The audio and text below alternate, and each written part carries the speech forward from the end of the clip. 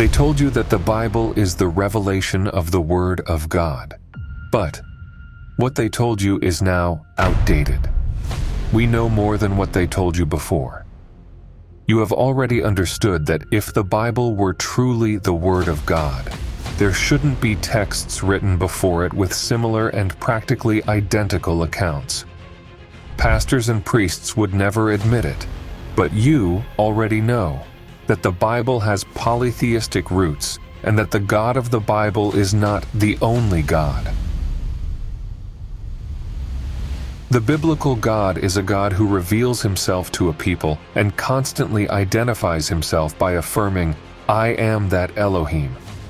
I know this truth is inconvenient, but it needs to be said, and the time to know the truth has come. Not just for you and me, but for all of humanity. This video is part of a series that aims to reinterpret the stories narrated in the Bible from new perspectives and in light of recent discoveries in archaeology and history. This is the truth that those who hold the power of religions will never tell you. Because religion has the power to control the great masses of people. Hordes that feed on faith without reasoning, without questioning, and that accept everything without ever doubting. But we disagree with this. We must go beyond. Only then will we be able to unveil the truth, seeing beyond the great veil of illusions that theology insists on presenting to us.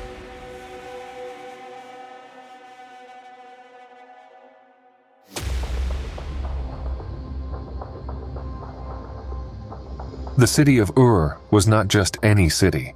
It stood as a beacon of civilization, its great ziggurat towering over the land, dedicated to Nanna-Sin, the moon god, son of Enlil. Every night, the silver glow of the moon bathed the temple, a reminder of the divine power that watched over the city.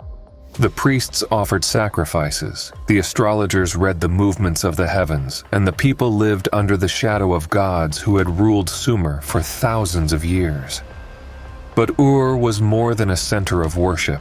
It was a city of power, a place where the Anunnaki had established one of their strongholds on Earth. Ur's importance was not only spiritual, but strategic. It was a hub for commerce, administration, and divine governance, a place where the Anunnaki had direct contact with humanity through their high priests and chosen rulers. The great cities of Mesopotamia each had their own divine overlord. Enlil ruled from Nippur, where the command of the gods was decreed. Inanna reigned over Uruk, her influence stretching through war and passion. Enki's stronghold was Eridu, where he had first descended to shape humanity. And Marduk, ever ambitious, sought to consolidate power in Babylon, challenging the older gods in a struggle that threatened to reshape divine rule. It was in Ur, under the rule of Nanna-Sin, that Terah, the father of Abram, had served as an intermediary between the gods and men. He was not merely a craftsman, but a man of influence, a maker of idols that adorned the temples, shaping the divine images of the Anunnaki who dwelled in their great ziggurats. It was said that Terah had access to the sacred inner chambers, where the presence of the gods could still be felt, where whispers of divine will were delivered to those who ruled in their name. Among the priests and the ruling class, there were rumors about Abram. He had been seen near the ziggurats, spoken of as one who had studied the celestial mysteries. Some said he had served in the priesthood of Nanna-Sin, learning the rituals and codes of divine law. Others whispered that he had been a man of confidence to the Anunnaki themselves, one who had glimpsed their presence in ways others had not. If he had once held favor among the gods, what had changed?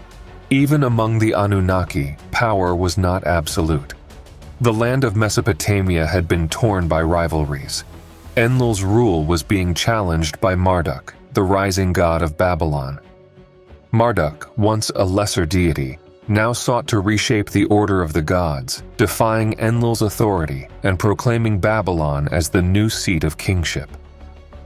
As the balance of power shifted, the old centers of authority, Nippur, Ur, and Eridu, stood on the brink of a new age.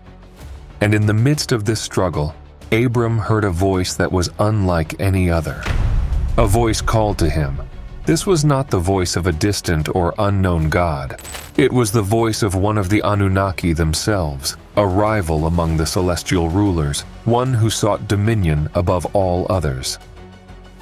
It was Yahweh. Unlike Enlil, who governed through a collective divine order, or Marduk, who sought dominance through rebellion, Yahweh's ambition was absolute.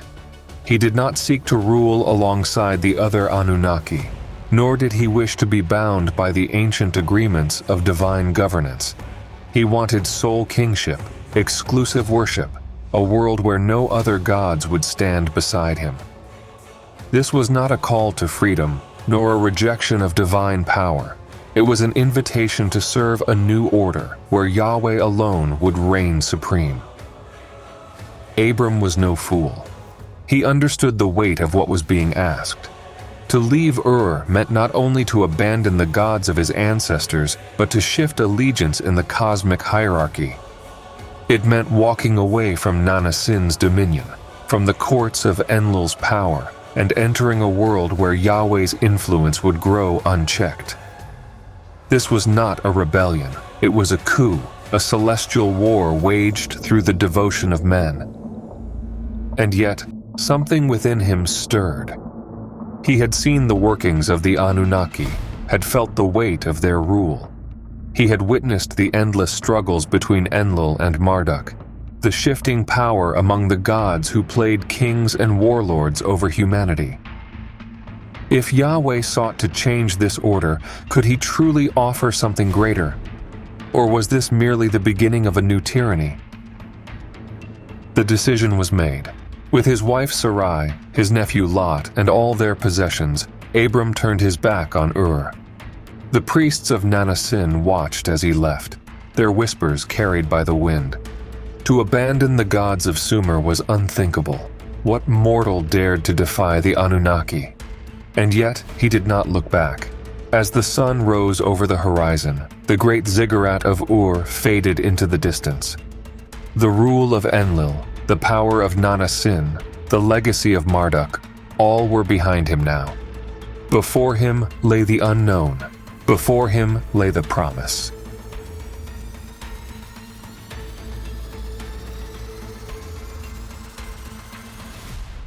Abram walked away from Ur, leaving behind the temples of the gods who had ruled over Sumer since the beginning. The towering ziggurats of Nanna-Sin, Enlil, and Inanna faded into the horizon, their stone facades still holding the whispers of celestial authority. The streets of Ur, where priests and kings had once mediated between the gods and mankind, were now behind him.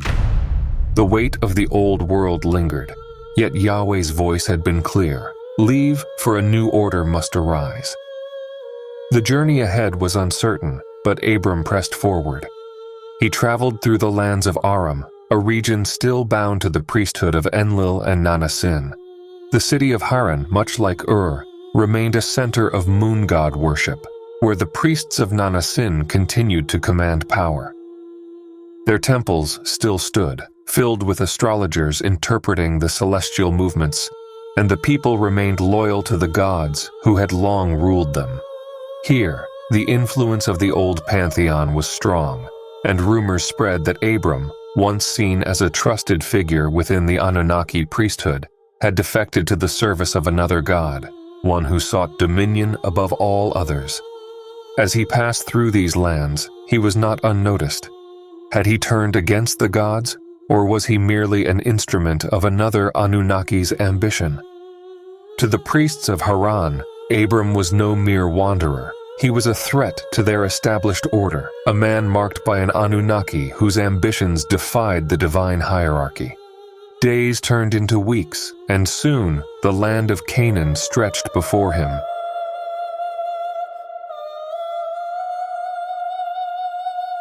Unlike Ur, with its towering monuments and rigid hierarchies, this was a land of vast plains, rolling hills, and fertile valleys. Yet Canaan was no empty land. It was a contested region, a place where the power of the Anunnaki was present but fractured. Rival factions had once battled for dominion, their appointed kings and priests struggling for control under the watchful eyes of their celestial overlords. The cities of Jericho, Shechem, and Gezer were under the rule of kings who still worshipped the old gods, Enlil, Inanna, and Marduk, and in certain places, the worship of Asherah had not yet been completely suppressed. Here, Yahweh's decree was a direct challenge to these divine rulers, for he was not simply claiming a land, he was declaring war on the gods who had long governed it. As Abram gazed upon this new land, Yahweh appeared to him once more. "To your offspring I will give this land." The words struck deep.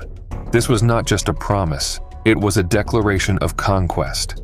The Anunnaki had divided the earth among themselves, their chosen rulers governing on their behalf, their temples reinforcing their claim over humanity. But Yahweh's words signaled a new challenge to this order.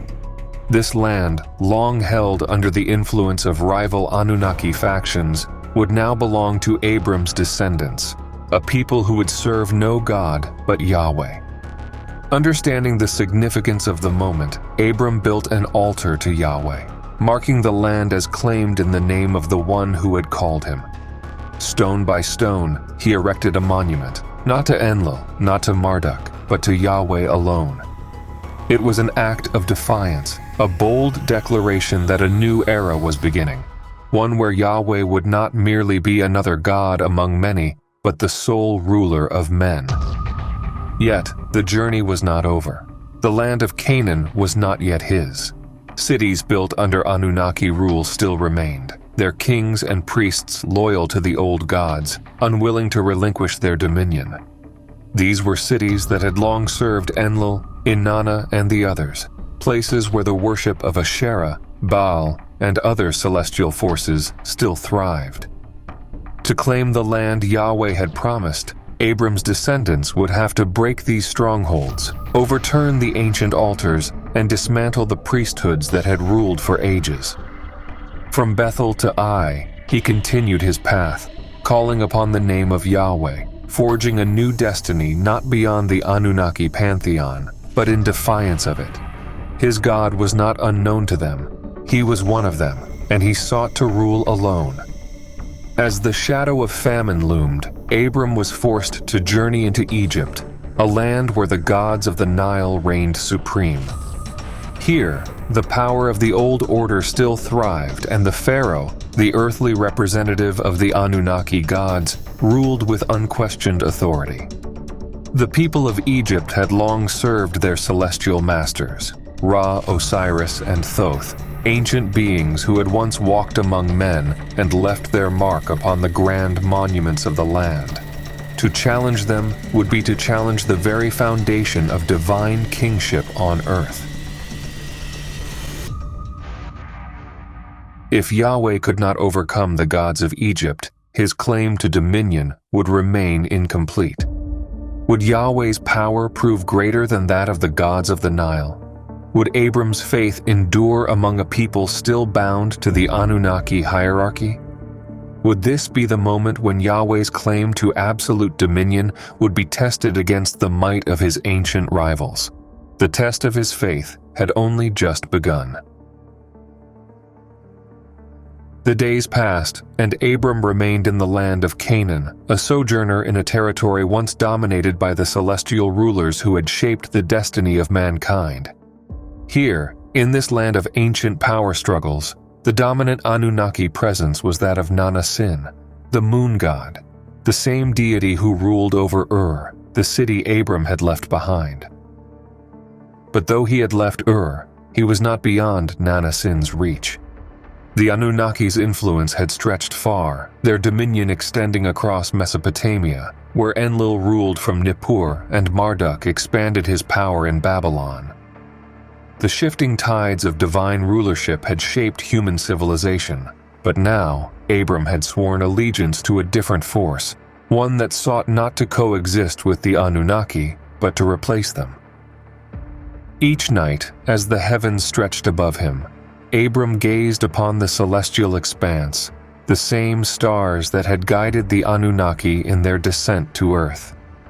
His days were filled with movement, altars raised in worship of the Anunnaki Lord who had called him out of Ur. Yet doubt still lingered. The years passed, and Sarah remained childless. The promise given to him seemed distant, fading like the memories of the temples and ziggurats of his homeland. Would Yahweh truly establish his lineage, or was this merely another move in the long cosmic war waged by those who had shaped humanity? Then, in the stillness of the night, a voice descended upon him, a presence not of mortal tongue, but of something vast and ancient. It was not a break from the Anunnaki order. It was an assertion of dominion over it. "Do not be afraid, Abram. I am your shield, your exceedingly great reward." But Abram, burdened by the weight of time, could not contain the longing in his heart. "O Adonai Yahweh, what will you give me, seeing that I go childless? My only heir is Eliezer of Damascus." His voice carried both faith and desperation. He had turned his back on the pantheon that had shaped human civilization, but he had not escaped their influence. Their priesthood still controlled the cities around him. Their temples stood in defiance of his God's claim. What future could be built without an heir to carry forth Yahweh's dominion? But the voice answered again, firm and filled with unshakable purpose. "This one shall not be your heir, but one who comes from your own body shall be your heir." And then, as if to show Abram the scale of his destiny, he was led outside. The sky stretched above him, infinite, filled with the same constellations that had once served as the navigation markers of the Anunnaki. Orion, Pleiades, and Sirius gleamed in the heavens, the same celestial formations that had guided their descent to Earth. "Look now toward the heavens and count the stars, if you are able to number them. So shall your descendants be." Abram's mind reeled at the immensity of the vision. The Anunnaki had ruled men through kingship, dominion, and servitude. But this was different. This was not merely about legacy. It was about reshaping humanity under a singular divine rule, severing their ties to all other gods. Yahweh was not content to be one among the celestial lords. He would be the only one. But a covenant required more than words. The Anunnaki had long bound their agreements through blood rituals and sacrifice, and so it would be now. Yahweh commanded Abram to prepare a binding ritual, echoing the sacred pacts of old. A heifer, a goat, and a ram, each 3 years old, along with a turtle dove and a young pigeon, were brought forth. Abram divided them, placing their pieces in sacred formation, awaiting the divine manifestation. As the sun descended, an unnatural darkness fell upon him. Time itself seemed to shift. Then, visions flooded his mind. He saw the future of his descendants, exile, enslavement, and eventual triumph.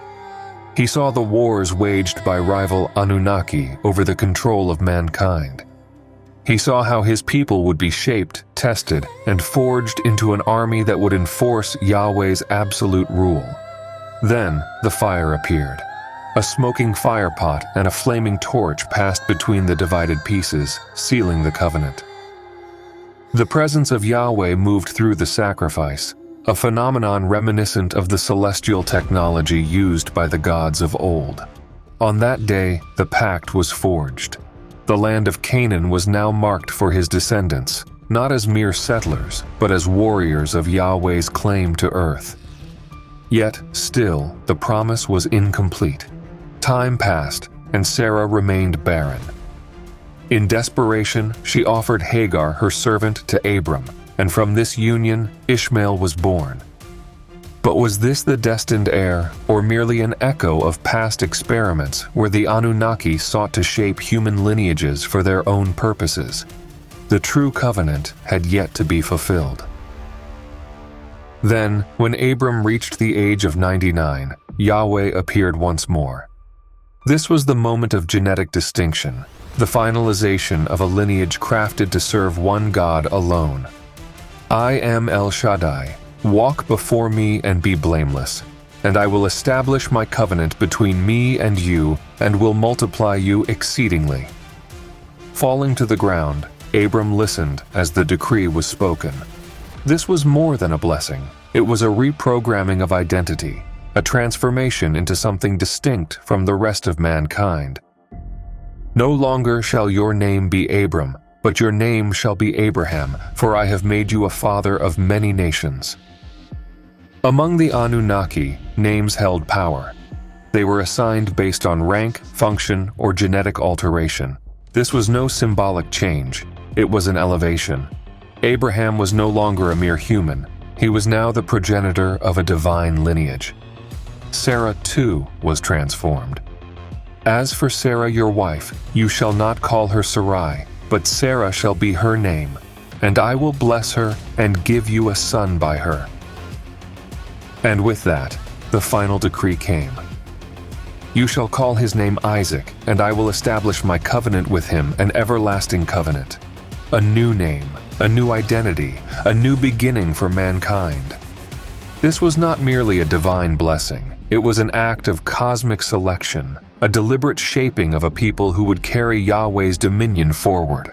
The celestial struggle that had once been waged between the Anunnaki was now imprinted in the bloodline of men. Abraham had been chosen, not as a servant under the old gods, but as the patriarch of a people who would define the next era of human civilization. The struggle for dominion had shifted, and through this covenant, Yahweh's war against the other Anunnaki was now being fought through blood, faith, and conquest.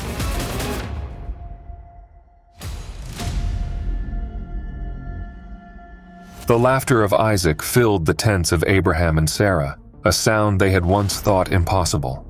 The child of promise had been born, just as Yahweh had declared. Yet one day, the voice of Yahweh called again. Abraham. Abraham lifted his eyes. This was the same voice that had led him out of Ur. Yet he was not beyond the dominion of Nanna-Sin, for the moon god's influence extended over both his birthplace and the land of Canaan.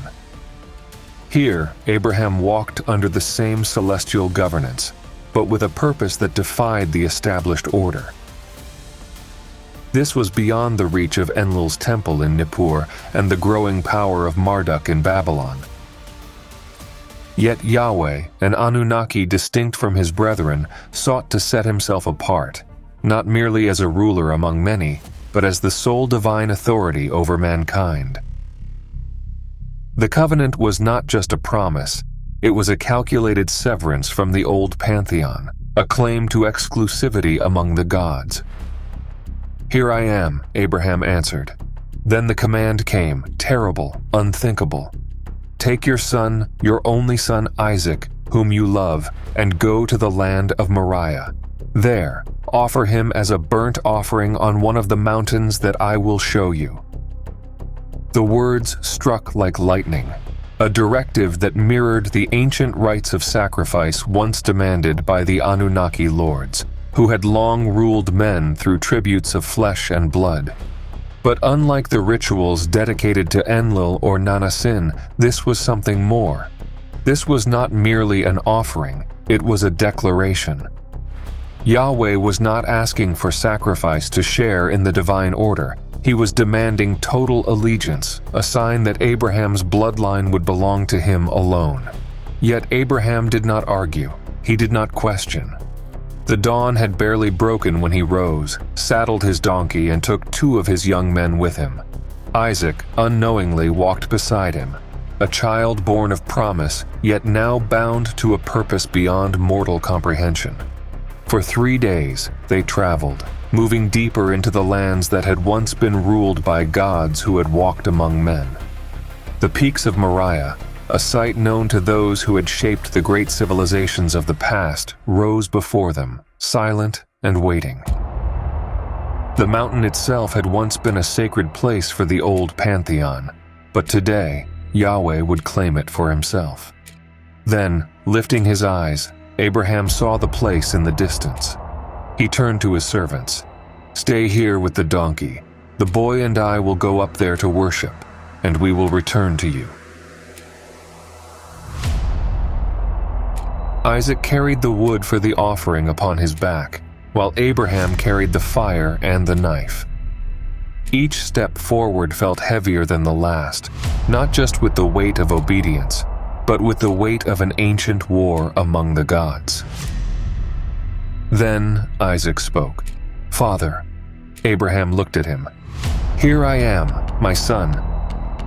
The boy's innocent question pierced deeper than any blade. "The fire and the wood are here, but where is the lamb for the burnt offering?" For a moment, silence hung between them. Then Abraham answered, "Yahweh will provide for himself the lamb, my son." They reached the summit. Stones were gathered, the altar built. The wood was arranged just as it had been in the great temples of old, where sacrifices had once been made in honor of the celestial overlords. And then Abraham turned to his son. Isaac did not resist. Whether he understood or not, he submitted, just as men had submitted before the Anunnaki in ages past. But this sacrifice was different. This was not merely an offering to appease a god. It was a demonstration of dominion. Yahweh was severing the last ties between Abraham and the other gods. Abraham's hands trembled as he bound him and laid him upon the altar. This was not just a test, it was an act of war. He had waited 100 years for this child. He had carried him in his heart long before he had carried him in his arms. Now Yahweh asked for him back. The blade rose. Then a voice thundered from the heavens. "Abraham! Abraham!" His hand froze in midair. His heart pounded. "Here I am," Abraham answered. "Do not lay your hand on the boy or do anything to him. For now I know that you fear Elohim, since you have not withheld your son, your only son, from me." Abraham lifted his eyes, and there, caught in the thicket by its horns, was a ram. Relief flooded his soul. He released Isaac and took the ram, offering it in his son's place. A substitution had been made, not a rejection of sacrifice, but a refinement. This was not an abolition of blood tribute, it was a restructuring. No longer would the offerings be divided among the gods of old. Now, they would be Yahweh's alone. As the smoke rose from the altar, Abraham named the place Yahweh Yireh, Yahweh will provide. Then the voice of Yahweh called again. "By myself I have sworn," declares Yahweh, "because you have done this and have not withheld your son, your only son, I will surely bless you. I will multiply your offspring as the stars of the heavens and as the sand on the seashore. And through your offspring, all the nations of the earth will be blessed, because you have obeyed my voice." Abraham and Isaac descended the mountain together. The test was over, but the conquest had begun. This was not merely a test of obedience, it was a calculated demonstration of dominance. The celestial balance had shifted. Yahweh, like the Anunnaki before him, required total submission. But unlike his counterparts, who ruled through priestly intermediaries and shifting allegiances, Yahweh sought exclusive devotion, binding his followers to a singular divine authority. The demand for sacrifice was not abolished but restructured. Obedience through bloodshed remained, but now it was to be carried out in his name alone. This was no longer a world of shared dominion. This was Yahweh's war for absolute control.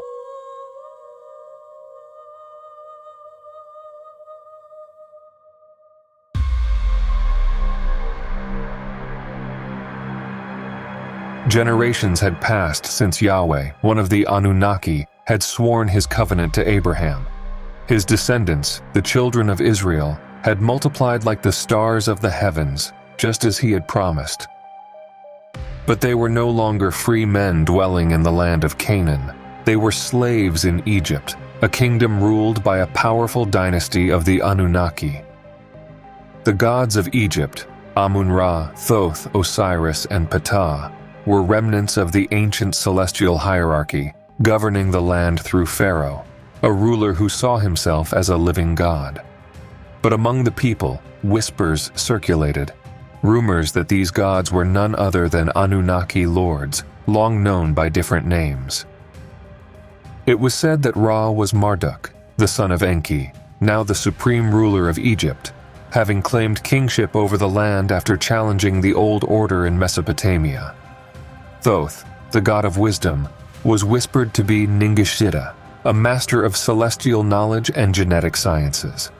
Ptah, the great creator, was believed to be none other than Enki himself, the ancient architect of humanity. And Osiris, the slain and resurrected god, was said to be one of the divine bloodline rulers, enforcing the order of the gods. Egypt, the jewel of civilization, had long been a stronghold of the Anunnaki elite, a place where their power was cemented through divine rulership, genetic lineage, and strict control over human labor. But power was never absolute. The Anunnaki had long warred amongst themselves for control of Earth's resources and its people. While Nanna-Sin, Enlil, and Marduk vied for dominion over Mesopotamia, Egypt stood as a separate empire where Ra's bloodline reigned supreme. The Hebrews, descendants of Abraham's covenant with Yahweh, now found themselves trapped in the midst of these celestial rivalries, enslaved under the dominion of gods who were not their own. A new Pharaoh had risen, one who did not remember Joseph, nor the kindness that had once been shown to the people of Israel. He saw their numbers increasing, their strength growing, and fear took hold of his heart. Fear not just of rebellion, but of divine interference from Yahweh, whose growing influence could challenge the old Anunnaki order. "Behold, the people of Israel are too many and too mighty for us," Pharaoh told his advisors. "Come, let us deal shrewdly with them, lest they multiply further and, in the event of war, join our enemies and fight against us." And so the oppression began. Taskmasters were set over them, forcing them to labor under the scorching sun. Brick by brick, they built the great cities of Pithom and Ramesses, monuments not to their freedom, but to their enslavement under Anunnaki rule. Their sweat and blood mixed with the mortar, binding them to a land that no longer welcomed them. The cries of Israel rose to the heavens, but Pharaoh's heart grew harder, strengthened by the power of Egypt's celestial overlords, who would not relinquish their servants easily. Then, in his cruelty, Pharaoh issued a decree more terrible than all before it. "Every son born to the Hebrews shall be cast into the Nile, but every daughter you shall let live." The river that had once brought life to Egypt now became a grave for the innocent. This was no mere decree of a mortal king. It was an order given in accordance with the divine politics of the Anunnaki. The Hebrews were multiplying too quickly, and this genocide was a calculated attempt to wipe out Yahweh's influence before it could grow into a true threat. Mothers wept as their infants were torn from their arms. Fathers watched in silence, powerless against the might of Pharaoh. The people of Israel groaned under their bondage, and their cries reached beyond the heavens. And Yahweh heard. But this was more than a moment of compassion. This was an opportunity. He remembered his covenant with Abraham, with Isaac, and with Jacob. He saw the suffering of his people, and he knew it was time. The old Anunnaki order had stood unchallenged for too long. If Yahweh was to claim dominion, if his followers were to be the instrument of his power, then they must be freed. Yet his plan did not begin with an army or with great signs and wonders. It began with a child, a Levite woman, desperate to save her son, placed him in a basket and set him upon the waters of the Nile, the same river that had swallowed so many others. But this child was not destined for death. Fate, or perhaps Yahweh's own hand, carried him through the waters, ensuring that he would be raised not as a slave, but as a prince. Pharaoh's own daughter found the basket, and her heart was moved with compassion. She took the child as her own, naming him Moses, for I drew him out of the water. Thus, the one who would one day stand before Pharaoh was raised in his very house, learning the ways of Egypt, the secrets of its priesthood, and the divine hierarchies that governed its people. Moses was not merely a child of the Hebrews. He was a product of both worlds, a man destined to serve as the instrument of Yahweh's challenge to the gods of Egypt. But though Moses grew in the courts of Egypt, his heart remained with his people. For all his knowledge of Pharaoh's power, he could not ignore the suffering of his own bloodline. One day, he saw an Egyptian beating a Hebrew slave. Rage surged within him, a righteous fury, one that may have been more than human, perhaps stirred by the unseen hand of Yahweh. He struck the Egyptian down, eliminating one of Pharaoh's enforcers as if answering the cruelty of the gods themselves. He buried the body in the sand, believing his act would go unnoticed. But the next day, he found two Hebrews quarreling and sought to stop them. One turned to him and said, "Who made you a ruler and judge over us? Do you intend to kill me as you killed the Egyptian?" Fear gripped Moses. His crime had been seen, and worse, it had not been met with loyalty, but suspicion. Soon, Pharaoh sought to kill him. Moses fled into the wilderness, leaving Egypt behind, leaving the Anunnaki rule behind. But Yahweh was not finished with him. For years, Moses wandered in the land of Midian, far from the cries of his people, far from the palace where he had once dwelled. He became a shepherd, tending the flocks of Jethro, the priest of Midian. He took Jethro's daughter, Zipporah, as his wife. It seemed that his life had taken another path, that whatever divine hand had once guided him had abandoned him to obscurity, that whatever plan Yahweh had for him had faded into the wilderness. But Yahweh was not finished. In Egypt, the suffering of Israel continued. The gods of the old order sat upon their thrones, watching as their dominion remained unchallenged. The cities of Egypt still rose in grandeur, their monuments dedicated to Ra, Osiris, and Thoth. The Hebrews remained bound in servitude, their prayers drifting up into the void, unheard, or so it seemed. But Yahweh heard, and he answered. This was not mere deliverance, it was an uprising. A divine war was about to begin. The time of Egypt's dominance was at an end. The time of Yahweh's power had come. The wilderness stretched endlessly before Moses, a land of dry earth and rugged mountains. Years had passed since he had fled from Egypt, the weight of his past buried beneath the quiet life of a shepherd. The staff in his hand had replaced the scepter of Pharaoh's court. The cries of Israel had faded into the wind. But Yahweh had not forgotten. One day, as Moses led his flock beyond the wilderness, he came to Horeb, the mountain of Elohim. The air was still, the mountain silent, yet this place had long been known as sacred, a location where the presence of the gods had once descended. Then, out of the corner of his eye, he saw it, a bush ablaze with fire. Flames licked at the branches, consuming everything, and yet the bush was not consumed. Moses drew closer, his curiosity rising. Fire was often a symbol of divine power, a tool of the gods who ruled the earth. What kind of flame was this, burning yet leaving no trace?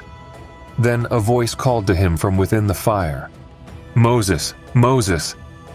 The sound froze him where he stood. It was not the wind, nor the voice of men, but something far greater. A voice that shook the very core of his being, a presence that commanded as only the gods of old could. Trembling, he answered, "Here I am." Then the voice spoke again, its words filled with power. "Do not come any closer. take off your sandals, for the place where you are standing is holy ground." Moses hesitated, then knelt, removing his sandals as commanded. This was an ancient practice, one observed in the temples of the Anunnaki, for none could stand in the presence of the gods unprepared. His heart pounded as the voice continued, "I am the Elohim of your father, the Elohim of Abraham, the Elohim of Isaac, and the Elohim of Jacob." At these words, Moses hid his face, for he knew he was standing before a God of power, one who had shaped the destinies of men long before Egypt had risen.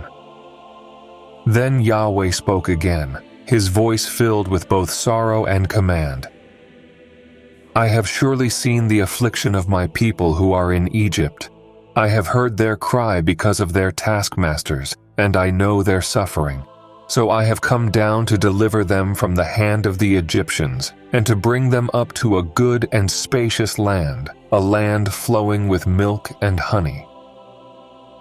Moses listened, his breath caught between awe and fear. Who was this Elohim who had come down? The gods of Egypt had long ruled through Pharaoh, and the Anunnaki lords of Mesopotamia had commanded their empires. Yet now, one among them sought to break the old order and claim a people as his own. Then the command came, "Come now, I will send you to Pharaoh, that you may bring my people, the children of Israel, out of Egypt." The words struck Moses like a hammer. Him, the exile, the fugitive, the man who had fled Pharaoh's wrath. He had buried that life long ago, had left Egypt behind. "Who am I that I should go to Pharaoh?" he asked, "and that I should bring the children of Israel out of Egypt?" But Yahweh's answer was not about Moses, it was about him. "I will be with you." A sign was given. When the people were free, they would worship Yahweh on this very mountain. But still, doubt gripped Moses. "When I come to the children of Israel and say to them, 'The Elohim of your fathers has sent me to you,' they will ask, 'What is his name?' What shall I say to them?" Then Yahweh spoke his name, his eternal, unchanging name. "Ehyeh Asher Ehyeh, I am who I am." This was a declaration unlike any before. It did not reveal identity, it concealed it. The Anunnaki had many names, many titles, and each name carried power. Yet here, Yahweh did not say which of the Elohim he was. Moses had grown up in Egypt, where the gods were known, Ra, Thoth, Ptah, Osiris. And among the enslaved Hebrews, stories persisted that the gods of old, Enlil, Enki, Nanna-Sin, had long guided the fate of their people. Yet Yahweh did not name himself as one of them. Instead, he proclaimed himself simply as I am, a statement of dominance, of singular existence, beyond lineage or celestial order. "Thus you shall say to the children of Israel, I am has sent me to you." The fire burned on, a reflection of the power of a God who demanded no equal. Then Yahweh spoke again, declaring his name to all generations. "Say to the children of Israel, Yahweh, the Elohim of your fathers, the Elohim of Abraham, the Elohim of Isaac, and the Elohim of Jacob, has sent me to you. This is my name forever, and this is my memorial to all generations." Now the veil was lifted. He was not an unknown entity. He was the same Elohim who had once appeared to Abraham, the same who had made the covenant, and yet he sought to be more. Moses trembled, but his fear had not yet left him, and so he asked again, "What if they do not believe me? What if they say, 'Yahweh has not appeared to you'?" Then Yahweh gave him signs, manifestations of power once reserved for the gods of old. The staff in his hand became a serpent, then turned back again. His hand became leprous, then was restored. Water from the Nile would become blood upon the dry ground. Yet still Moses hesitated. "O my Adonai, I am not eloquent. I am slow of speech and tongue." Then Yahweh's voice came, sharper than before. "Who has made man's mouth? Who makes him mute or deaf, seeing or blind? Is it not I, Yahweh? Now go. I will be with your mouth and teach you what to say." But Moses, though overwhelmed by the presence of the Almighty, could not silence his fear. "O my Adonai, please send someone else." The fire flickered, then Yahweh's anger was kindled. Yet in his mercy, he gave Moses a companion. Aaron, his brother, would speak for him. But Moses would be the one to stand before Pharaoh. The command was given, the mission was set. There was no turning back. Moses took his staff and set out for Egypt, to stand before the might of Pharaoh, to speak the words of Yahweh, and to lead the people of Israel toward their freedom. And in doing so, to ignite a war that would shake the rule of the Anunnaki forever.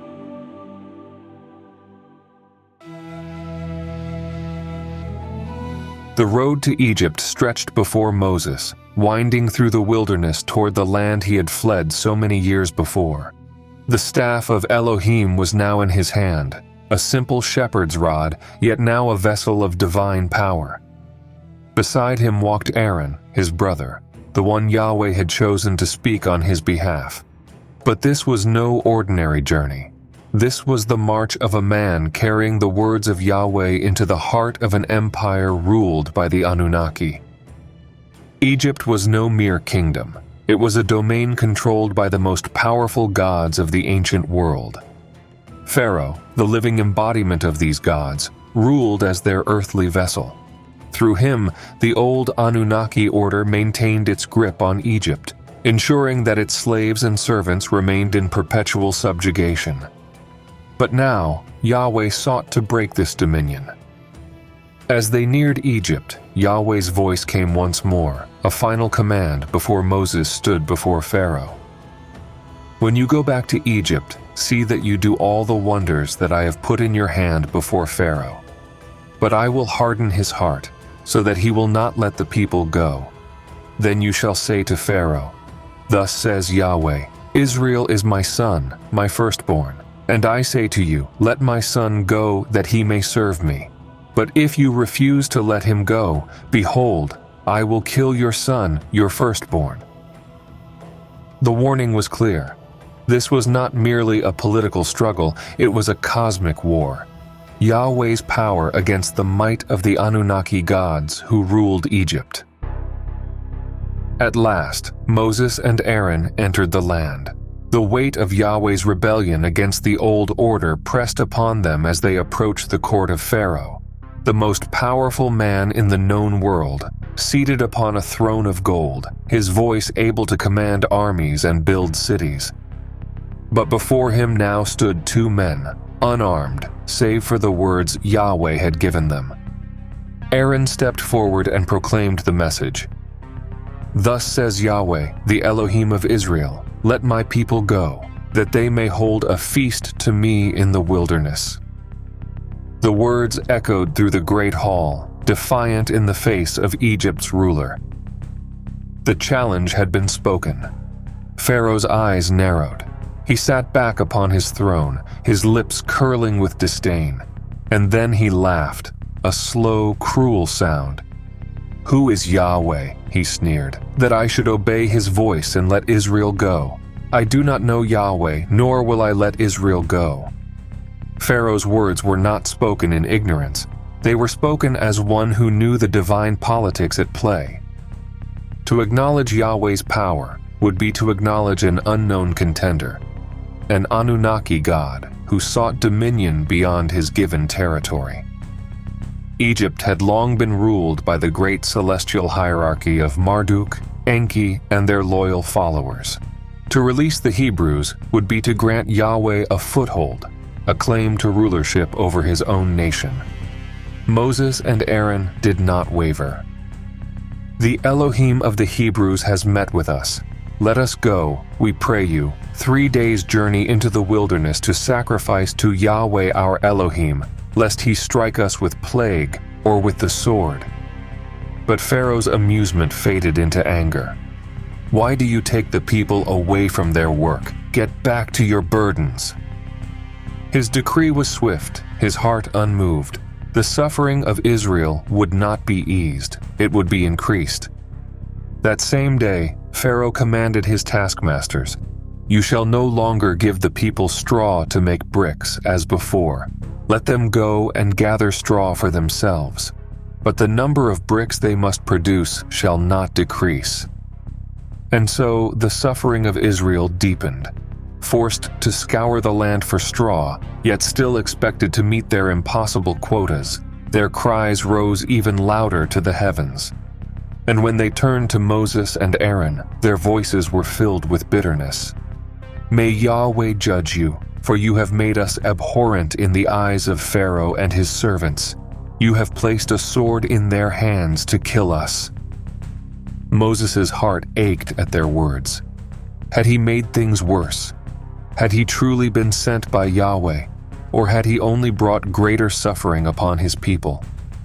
In his anguish, he turned to Yahweh and cried out, "Adonai, why have you brought trouble upon this people? Why did you send me? Ever since I came to Pharaoh to speak in your name, he has done more evil to this people, and you have not delivered them at all." Then Yahweh answered. His voice thundered with power, a declaration that would shake the very foundations of Egypt.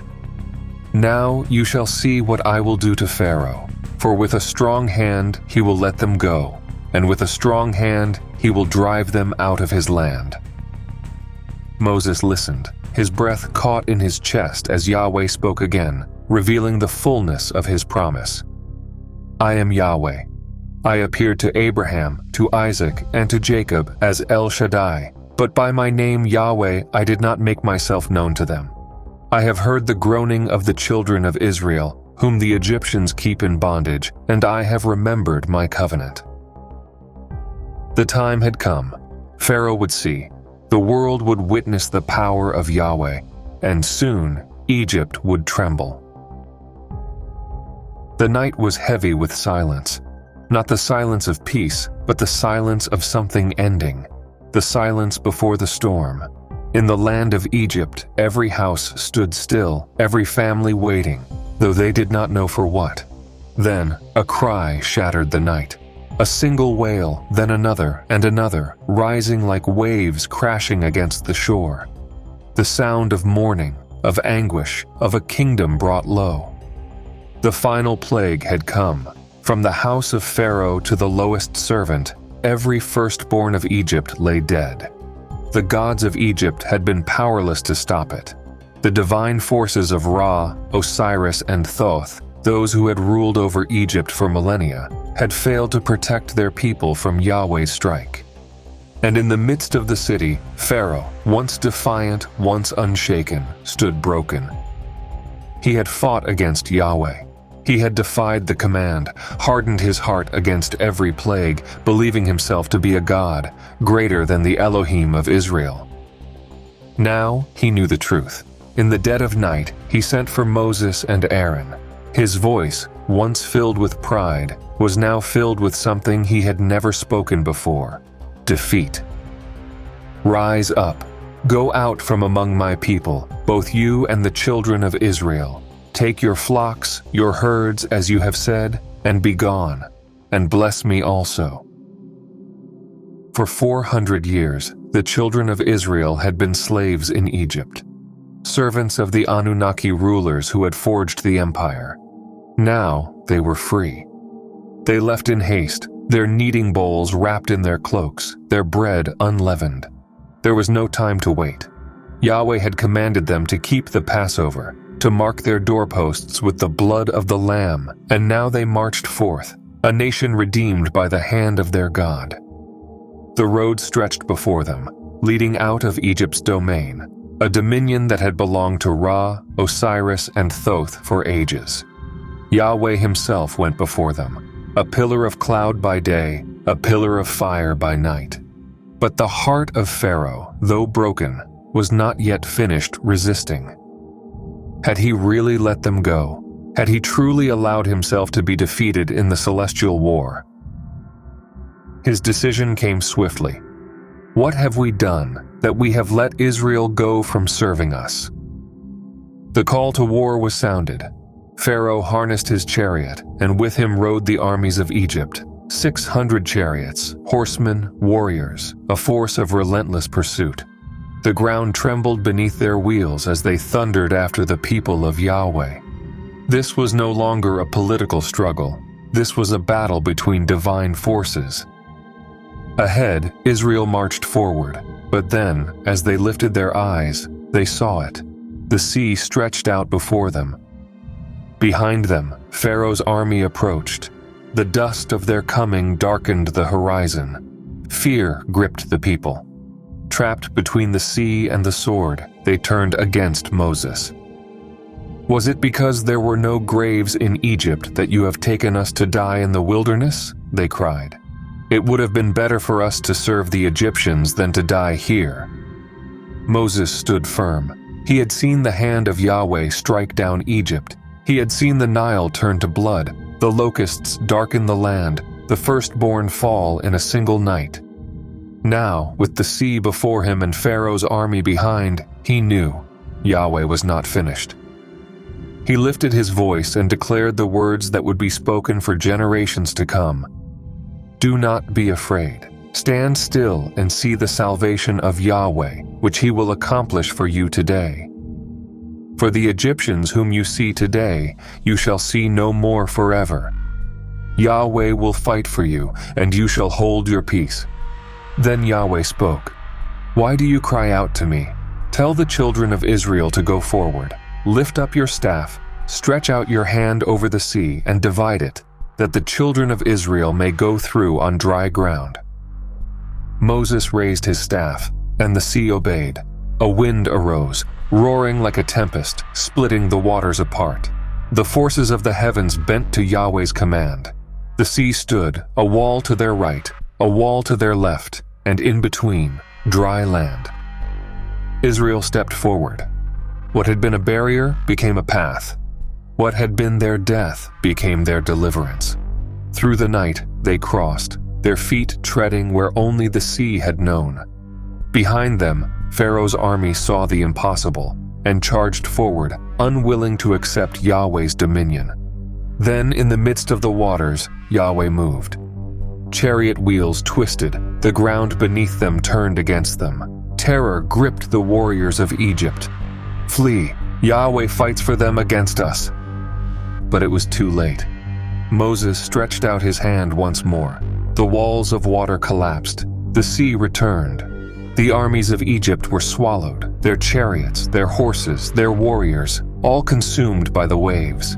The followers of Ra, the warriors of Osiris, the servants of the old Anunnaki gods, they had been defeated.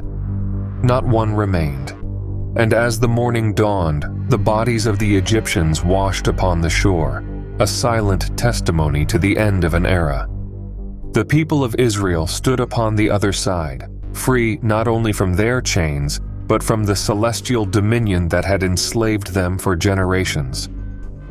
Then, in the wake of the greatest deliverance the world had ever seen, Moses and the people of Israel lifted their voices in song. I will sing to Yahweh, for he has triumphed gloriously. The horse and its rider he has thrown into the sea. Yahweh is my strength and my song, and he has become my salvation. Yahweh is a warrior, Yahweh is his name. And thus, Israel marched forward, not as slaves, but as the people of a God who had challenged the Anunnaki and won. The wilderness stretched wide before them, an untamed land where no kingdom ruled, where no walls enclosed them. Israel was free, yet freedom was not their destination. Their journey was toward Yahweh, one of the Elohim, one of the Anunnaki, who sought dominion over them alone. For 3 months they traveled, led by the pillar of cloud by day and fire by night. Through hunger, thirst, and battles against Amalek, they pressed on until they arrived at the foot of a mountain unlike any other. Mount Sinai, a site of power, a place whispered to have once been touched by celestial beings. Legends among the elders suggested that long before Moses led his people here, this mountain had been a sacred stronghold for the gods who once descended from the heavens.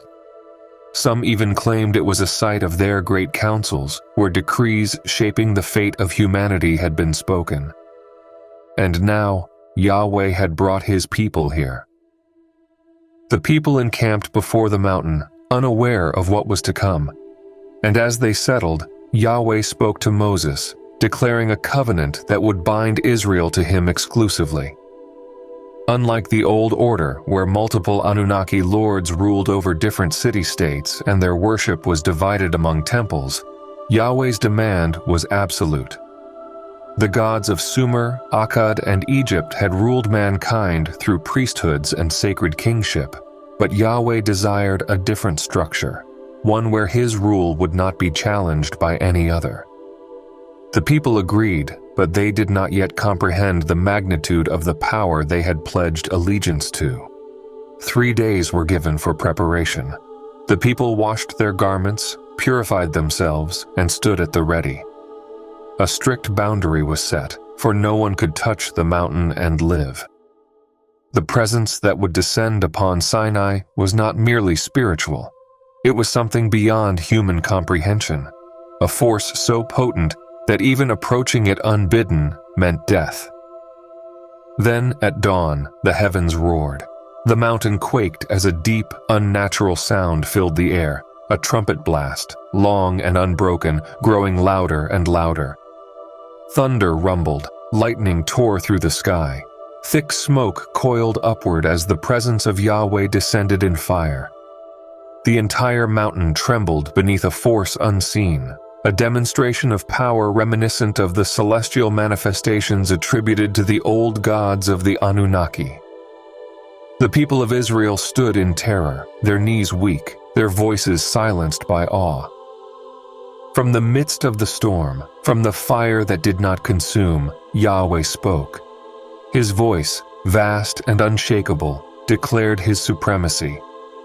I am Yahweh your Elohim, who brought you out of the land of Egypt, out of the house of slavery. Then, one by one, the laws were spoken, laws that would set Israel apart, laws that would ensure Yahweh's uncontested reign. The first was the most critical. You shall have no other gods before me. This was not merely a command of faith, it was a decree of total dominion, a direct renunciation of the Anunnaki hierarchy that had once governed the world. No longer would Israel bow to the names of Enlil, Marduk, or Nanna-Sin. No longer would they raise statues in the likeness of celestial beings. No longer would their faith be divided. Yahweh demanded complete and exclusive worship. The commandments followed, against idolatry, against false oaths, against dishonor and betrayal. These laws would create a society molded in Yahweh's image, a civilization that would serve him alone. Each commandment reinforced his claim over Israel: the Sabbath as a mark of divine time, the honoring of parents to preserve the chosen bloodline, the prohibitions against murder, theft, and falsehood to ensure his people remained orderly and devoted. This was no mere moral code. It was the foundation of an unbreakable contract between a God and his people, binding them to a new celestial hierarchy where Yahweh reigned supreme. The people, overwhelmed, cried out in fear. They turned to Moses, their hearts trembling, their faces pale. You speak to us, and we will listen, but do not let Elohim speak to us, or we will die. Moses reassured them, but even he could not deny the force that had descended upon Sinai. Yahweh had come not just to give laws, but to establish his dominion. This was no mere spiritual revelation. This was a cosmic shift, a moment that rewrote the balance of power among the divine. The Anunnaki had warred among themselves for control of mankind, but Yahweh had now made his move. This was not just the forging of a covenant, it was the beginning of a new celestial order. Then Moses ascended the mountain to stand before Yahweh. For 40 days and 40 nights, he remained there, receiving the tablets of the covenant, laws that would not only guide Israel, but separate them from all others. Below, the people waited, their minds restless. Had they truly left behind the gods of old? Could they forsake the Anunnaki they had known for so long? The celestial war was not yet over, and soon their faith would be tested in fire. As the days passed, uncertainty took hold. The people, lost without their leader, turned to Aaron and demanded a god they could see. They had lived generations under Anunnaki rule, where statues and idols represented celestial rulers.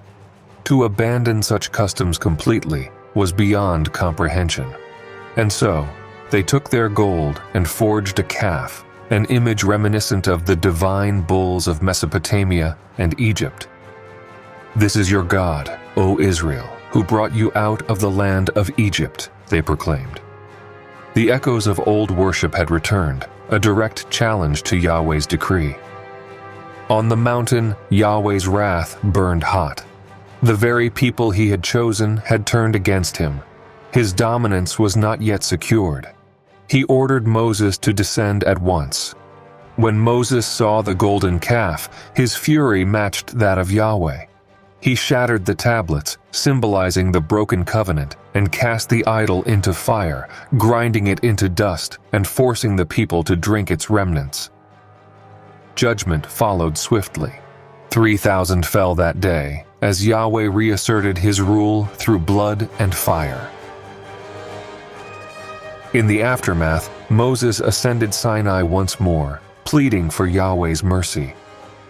A new set of tablets was given, but the warning was clear. There could be no allegiance to any other force. Yahweh alone would be Israel's God, and he would tolerate no rivals. The celestial struggle had reached its climax, and now, through covenant and conquest, Yahweh's dominion over his people was sealed.